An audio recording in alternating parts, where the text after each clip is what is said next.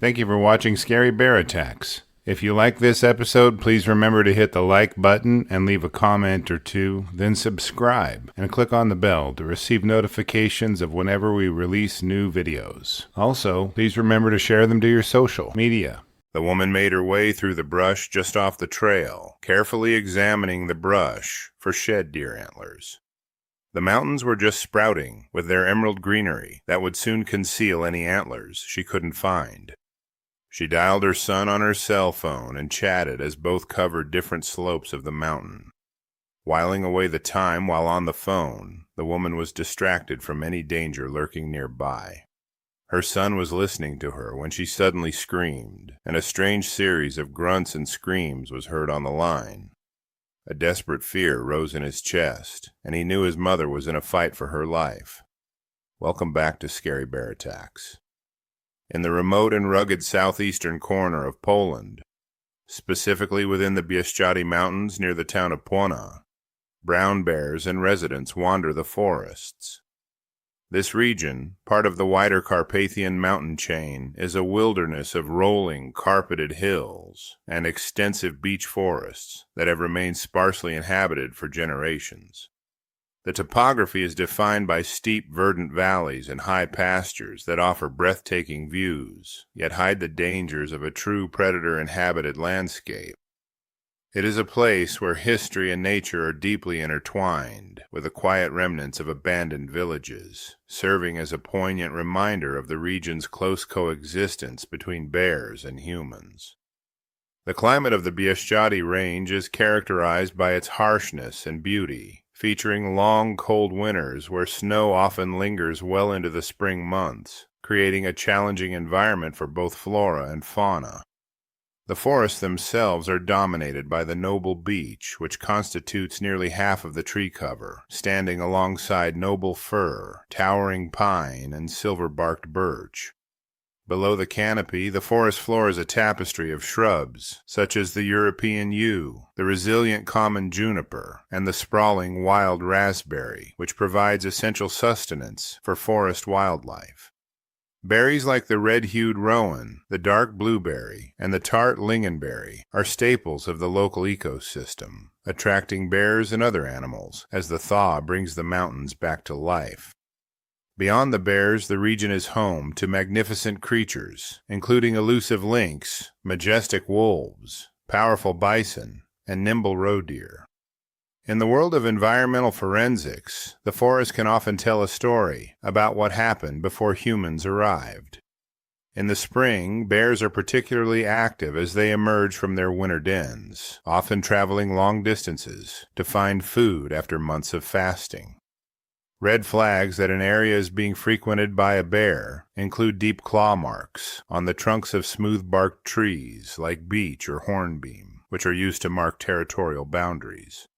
Fresh overturned rocks and logs, where the animal has been foraging for insects, are signs of recent activity. Furthermore, the presence of large, bulky scat containing berries or organic material, along with flattened patches of vegetation where the bear may have rested, should be treated as a warning that the creature is nearby. The difficulty arises when bears are just leaving their dens, when insects are not active, berries are not available, and nutritious spring sprouts are struggling to grow. On the 22nd of April 2026, a 58-year-old woman, whom we will refer to as Anna, was searching the forest for shed deer antlers. She was accompanied by her 27-year-old son, whom we will call Thomas. The two had separated to cover more ground in their antler quest, and by now were so far apart that they could only communicate by cell phone. There were no reports that either individual was equipped with defensive tools, such as bear spray or a firearm, nor was a dog present to provide an early warning of the predator's approach. As Anna and Thomas pushed further into the forest, Anna ventured into a bushy hollow and dialed Thomas to chat. As the two scoured the forest floor, Anna unwittingly approached a brown bear as it searched for scarce spring calories. Thomas listened on his cell phone as his mother discussed various things with him before he heard her scream for help. Deep growls and grunts were heard over the line before the connection was suddenly interrupted. Thomas knew that his mother was in trouble, but had no idea where she was located. He likely called authorities to get help searching for her, but that took time and organization. A search party was quickly assembled and arrived at the location.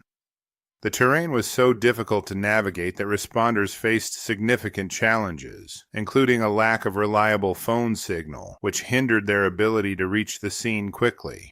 After a thorough search, they found Anna.